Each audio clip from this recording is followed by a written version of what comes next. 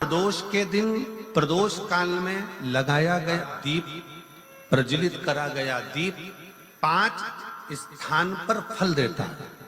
प्रदोष के दिन प्रदोष काल में लगाया गया दीपक 5 स्थान पर फल देता है। पहला स्थान, अगर हमको या हमारे परिवार में किसी को काल सर्प दोष है तो हमारा प्रदोष का लगाया गया दीपक कहीं पूजन मत कराओ, वो दीप जलाने से ही काल सर्प दोष समाप्त होता चले जाता है। दूसरा स्थान, पितृदोष।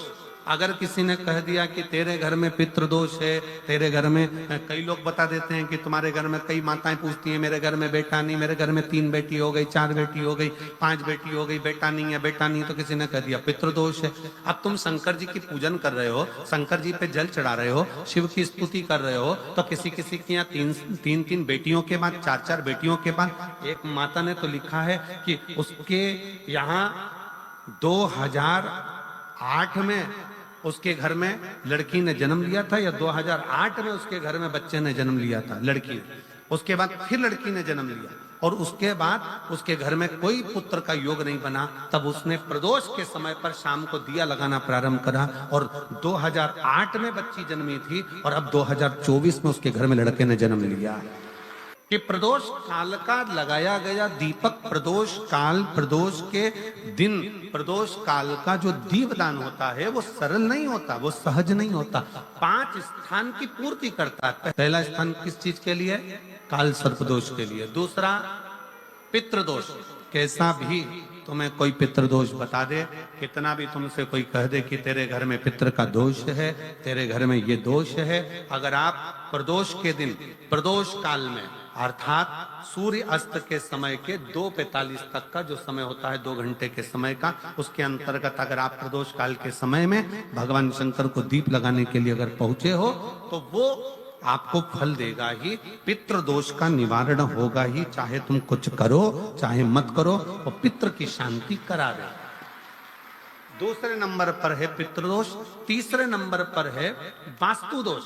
हमारे घर का, अब एक बहुत सावधानी से श्रवण करने वाला विषय है, वंश की वृद्धि नहीं है। 30 वर्ष शादी के हो गए, 40 वर्ष शादी के हो गए और औलाद है ही नहीं। डॉक्टर ने भी हाथ नीचे कर दिए, टेस्ट पे भी करवाया, IVF करवाया, सब कुछ तुमने करवा लिया, तो भी औलाद नहीं है।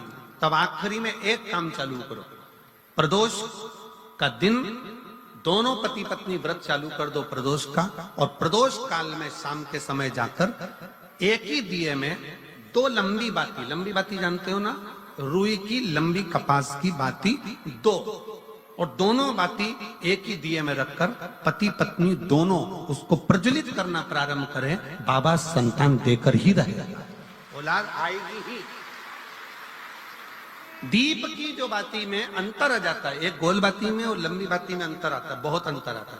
पितरों के लिए गोल बाती का प्रयोग बहुत कम होता है हमारा, देवी जी के लिए, माता रानी के लिए, जगतजननी के लिए गोल बाती का प्रयोग बहुत कम होता है हमारा, ध्यान रखिएगा। एक पितृ के लिए, एक जगतजननी जगदम्बा दुर्गा भवानी के लिए गोल बाती का प्रयोग कम होता है, लंबी बाती का प्रयोग ज्यादा होता है।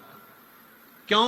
क्योंकि हमारे घर के कुल देवी और हमारे घर के पितर हमारे वंश की वृद्धि करें, इसलिए लंबी बाती रखी जाती है, जिससे हमारा वंश बहुत लंबा चले, बहुत उन्नति की ओर बढ़े, इसलिए लंबी बाती का प्रयोग किया। शिव महापुराण की कथा कहती है 5 जगह पर हमारा जलाया गया एक दीप जो प्रदोष के दिन प्रदोष काल में लगाया जाता है, 5 जगह पर भारी पड़ता है। पहले नंबर पर जम के बोलते जाओ, काल सर्पदोष। दूसरे नंबर पर पितृदोष। तीसरे नंबर पर घर का वास्तु दोष। हमारे घर में कितना भी वास्तु दोष है, कोई ने कह दिया यहाँ बाथरूम नहीं बनना थी, यहाँ पर शौचालय नहीं बनना था, यहाँ सीढ़ी नहीं बनना थी, वो सीढ़ी वहां बनना थी, ये सीढ़ी वहां बनना थी। तुम पूरा घर तोड़वा के देख लो, उसके बाद में जैसा वास्तु वाले हैं वैसा करा कर देख लो, उसके बाद भी तुमको शांति नहीं मिले तो समझ लेना कि तुम्हारे घर में अब वास्तु दोष तो तुमने दिखाकर समाप्त कर लिया, फिर भी वो समाप्त नहीं हो रहा, तो प्रदोष काल का लगाया गया प्रदोष के समय का दिया आखिरी में वास्तु दोष को भी समाप्त कर देता है और उसमें भी फल प्रदान करता है। काल सर्प दोष, पितृदोष, वास्तु दोष। चौथे नंबर पर 1 रुपया कमाया, 1.25 रुपये खर्च हुआ, पैसा आया गया। ये चौथे नंबर का व्यापार में थोड़े दिन दुकान अच्छी चली, थोड़े दिन बैठ गए, थोड़े दिन काम चला, थोड़े दिन बैठ गए, गाड़ी चली थोड़े दिन फिर बैठ गए, अर्थात हमारी फैक्ट्री थोड़े दिन चली फिर बैठ गए। कहीं ना कहीं तकलीफ, थोड़े दिन खाते थोड़े दिन रोते वाला चल रहा है। तो प्रदोष काल का, प्रदोष के समय का दिया इस दुख को समाप्त कर कर रेगुलर एक जैसी सांझी, एक जैसी लक्ष्मी की वृद्धि करते चले जाए। प्रदोष काल का। और 5वें नंबर का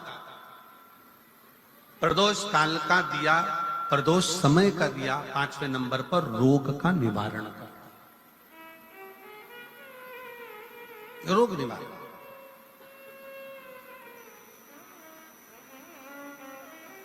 ये 5 स्थान जो बताए गए हैं प्रदोष काल के दिन, प्रदोष के दिन दीप प्रज्वलन के। प्रदोष व्रत का इतना महत्व है महाराज। ये प्रदोष व्रत होता क्या है? प्रदोष व्रत का महत्व क्या है? शिव महापुराण की कथा कहती है शंकर भगवान का प्रदोष का व्रत, अर्थात चंद्रदेव को जो क्षय रोग हो गया, बीमार पड़ गए, शरीर गलकर नीचे गिरने लगा, तब देव ऋषि नारद ने भगवान चंद्र को शंकर भगवान के पूजन का विधान बताया। और पूजन करते करते त्रयोदशी तिथि आ गई, जिस त्रयोदशी के दिन चंद्रदेव ने सुबह से शाम तक कुछ नहीं खाया। शाम के समय सूर्य अस्त के पहले चंद्रदेव ने स्नान किया, श्वेत वस्त्र धारण करे, और श्वेत वस्त्र धारण कर कर चंद्रदेव शंकर के शिवलिंग की पूजन करने बैठ गए। शंकर भगवान के शिवलिंग की पूजन जब चंद्रदेव ने करी, हाथ में अक्षत लेकर चंद्रदेव ने शंकर को समर्पित करे, ओम उमापति नमः कहकर जब चंद्रदेव ने शिव को समर्पित करे, भगवान शंकर त्रयोदशी के दिन प्रदोष समय में, प्रदोष काल में प्रकट हो गए। और प्रकट होकर बोले, ऐ चंद्र, तुमने आज मेरा अनुरोधन किया है, आज मेरा स्मरण किया है, जाओ आज त्रयोदशी के दिन प्रदोष काल में मैं तुम्हारे शरीर को स्वस्थ करता हूं। तब से ये प्रदोष व्रत प्रारंभ हुआ है महाराज। किसने करा है प्रदोष व्रत? भगवान विष्णु ने करा था। जब घोड़े का मुंह लगा, हयग्रीव अवतार, लक्ष्मी जी हंस दी थी तो घोड़े का मुंह भगवान विष्णु का लगा, तब भगवान विष्णु ने प्रदोष व्रत करा था। भगवान विष्णु प्रदोष व्रत 11, 26 अवश्य करना चाहिए। या तो 11 करो या 26 करो, करना चाहिए। प्रदोष कोई साधारण सा व्रत नहीं है। प्रदोष कोई निम्नता व्रत नहीं है, सहजता का। एक एक प्रदोष का महत्व शास्त्र वर्णन करता, शिव महापुराण कहती है एक एक प्रदोष का महत्व, एक एक प्रदोष। सोमवार की अगर प्रदोष पड़ती है, बहुत ध्यान से सुनना महाराज, सोमवार की प्रदोष पड़ती है तो शंकर भगवान कैलाश पर निवास करते हैं। मंगलवार की प्रदोष पड़ती है तो शिव काशी में निवास करते हैं। बुधवार की प्रदोष पड़ती है तो शिव रजत भवन में निवास करते हैं।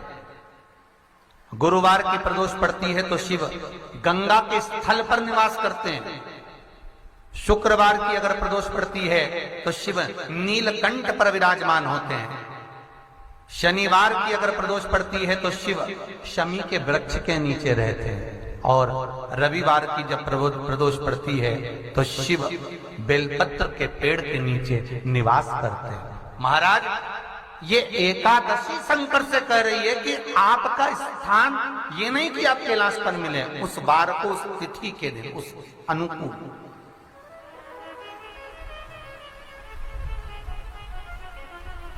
हमारे यहां कहते हैं सोमवार की जो प्रदोष पड़ती है वो इच्छा पूर्ति करती है। मंगलवार की प्रदोष रोग से मुक्ति देती है। बुधवार की प्रदोष कामना की पूर्ति करती है। गुरुवार की प्रदोष शत्रुओं का नाश करती है। शुक्रवार की प्रदोष सुख और शांति देती है, शनिवार की प्रदोष संतान का सुख देती है, और रविवार की प्रदोष जो काम दुनिया में कोई नहीं कर सकता वो अचूक फल की प्राप्ति रविवार की प्रदोष करा देती है महाराज। ऐसी प्रदोषों का नियम वर्णन किया चाहिए। भगवान कहते ठीक है तू थोड़ी देर खड़ी हो।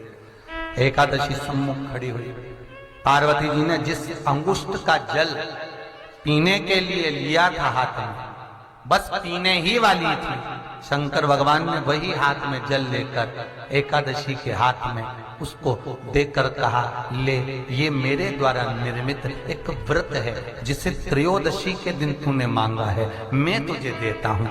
आज इस व्रत का फल मैं तुझे प्रदान करता हूँ। अब तू जिस जीवात्मा को लेकर जाएगी उसका पाप प्रबल नहीं होगा।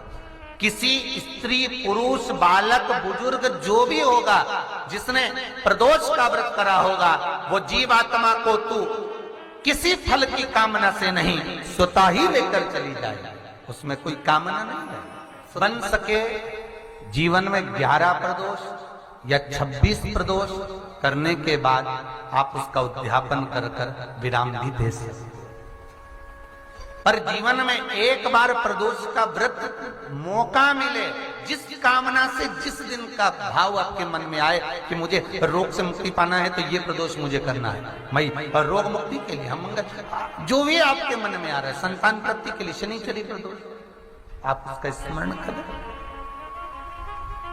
फिर लिखा शिव महापुराण में बड़ा सुंदर लिखा वेदव्यास जी ने, मान लो आप प्रदोष का तो नहीं कर सकते,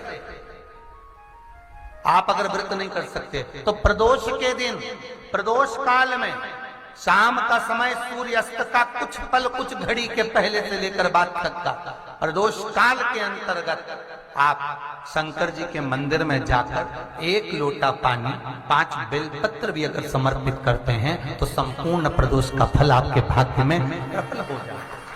शिव महापुराण में इसका लड़की को मंगल है, गुरुजी लड़के को मंगल है, क्या करा जाए?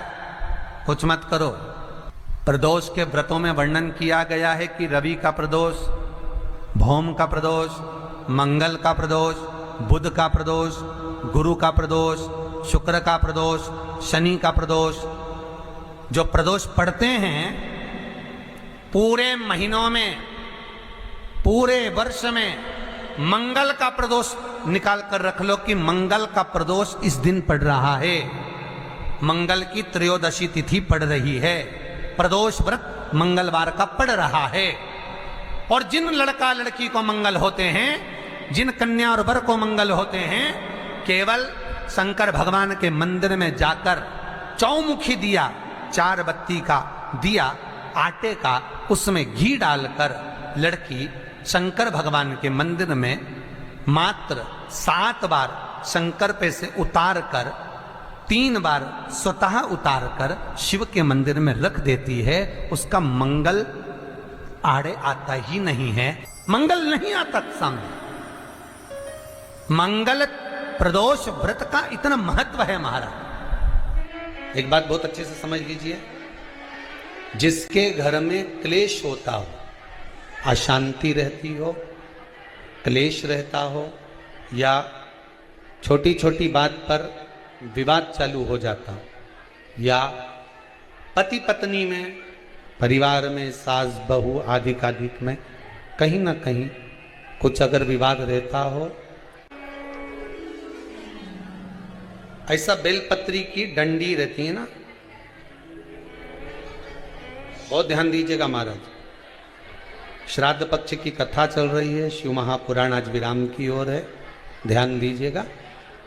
जैसे ये बेलपत्री की जो डंडी होती है, डंडी का जो भाग होता है बेलपत्री की, ऐसा बेलपत्री की 7 भाग ले लो, मतलब बेलपत्री 7 ले लीजिए।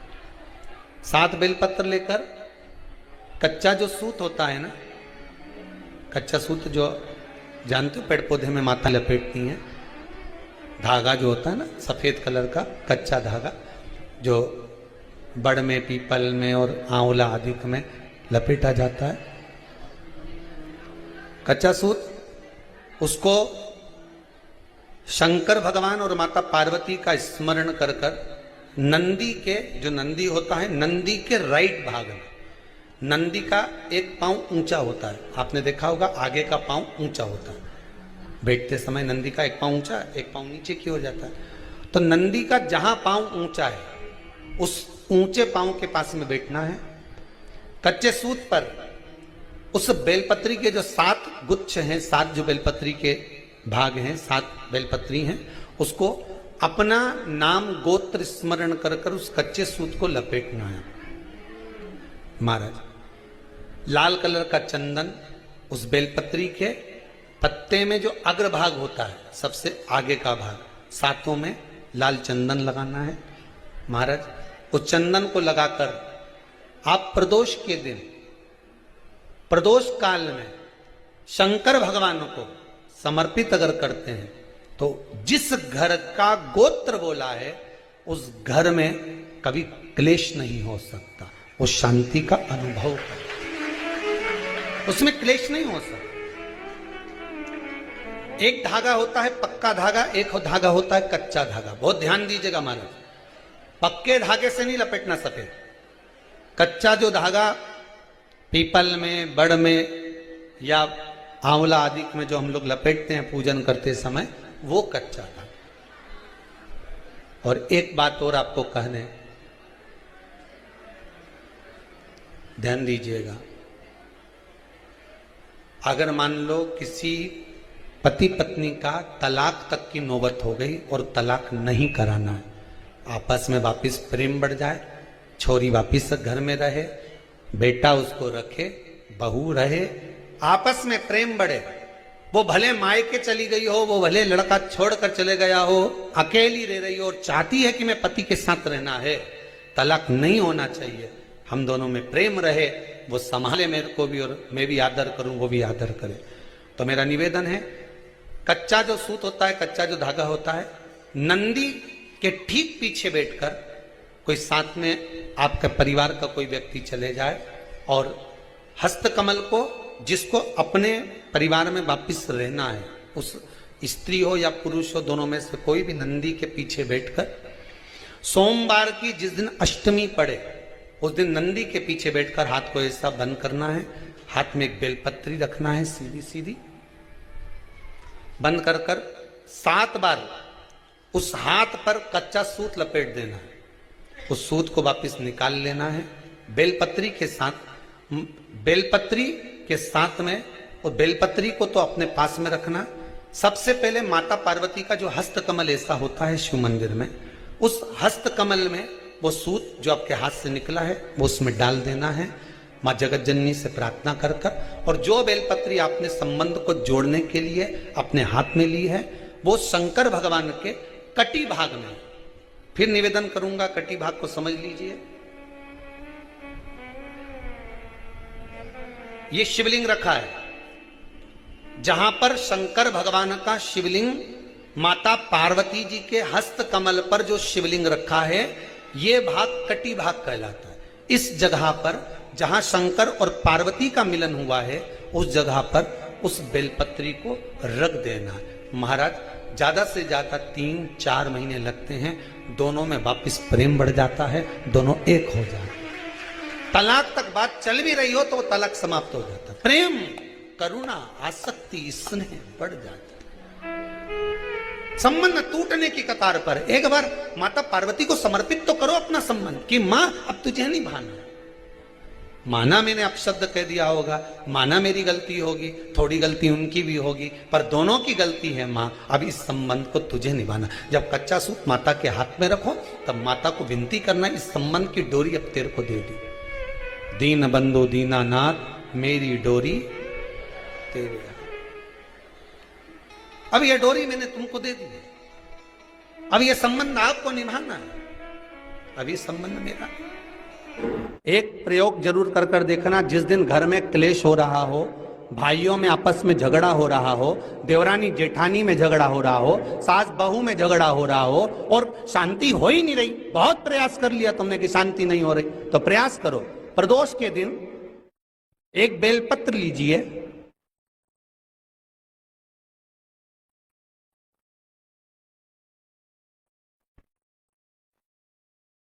प्रदोष के दिन बेलपत्र लेकर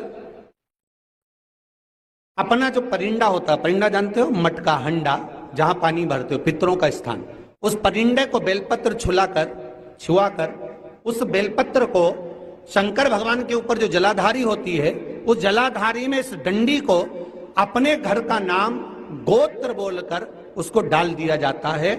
एक लोटे पानी में थोड़ा सा शहद मिलाकर उस जलाधारी में भगवान शंकर का भृंगेश्वर नाम लेकर चढ़ा दिया जाता है। शिव जी को चढ़ाया हुआ जल उस बेलपत्र को चढ़ाकर आ जाइए, कितना भी तेज झगड़ा हो रहा होगा, मात्र 10 मिनट के अंदर एकदम शांत हो जाता है, झगड़ा रह ही नहीं पाता।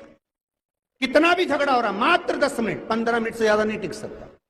पत्र खाओगे शंकर जी के मंदिर की तो मुख में जीवान छार छार हो जाती है। बोलो सही है कि गलत? प्रतिदिन बेलपत्र खाओगे शंकर मंदिर की तो मुख में कई बार छाले भी पड़ जाते हैं। सत्य है कि गलत है? शिव महापुराण की कथा कहती है अति सर्वस्व वर्जते। आपको अगर बेलपत्र खाना है, हफ्ते में 2 खाओ, हफ्ते में 3 खाओ। मुंह में अगर छार छार हो रहा है, छाले पड़ रहे हैं, तो बेलपत्र को, शिवजी की चढ़ी हुई बेलपत्र को सुखाकर चूरा बनाकर इतनी सी चुटकी भर खा लिए, पानी पी लिया। लीवर गड़बड़ हो गया है, डायलिसिस चल रहा है, किडनी गड़बड़ हो गई है, डॉक्टर बोल रहा है कि डायलिसिस करवाना पड़ेगा, तो बेलपत्री के पीछे की जो डांट होती है,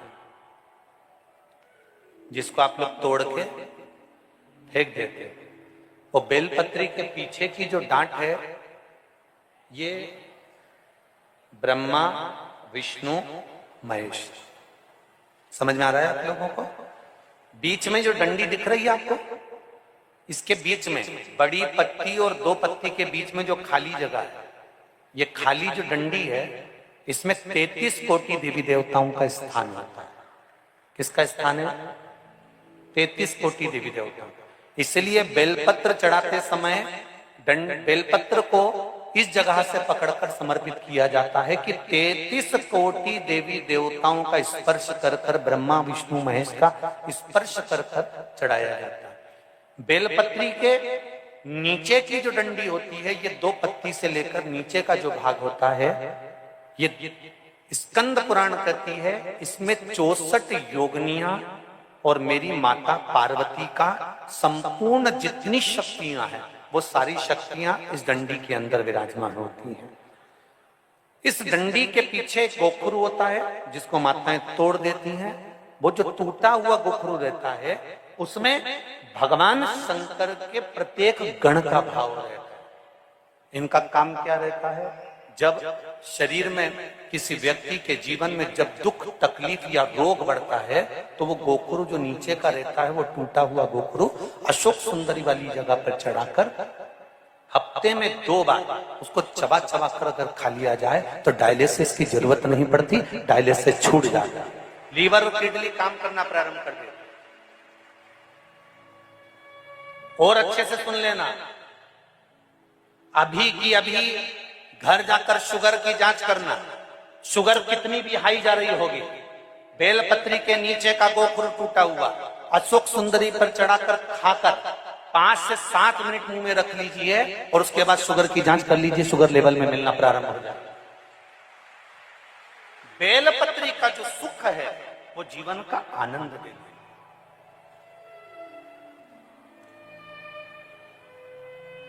साधारण नहीं है बेलपत्र।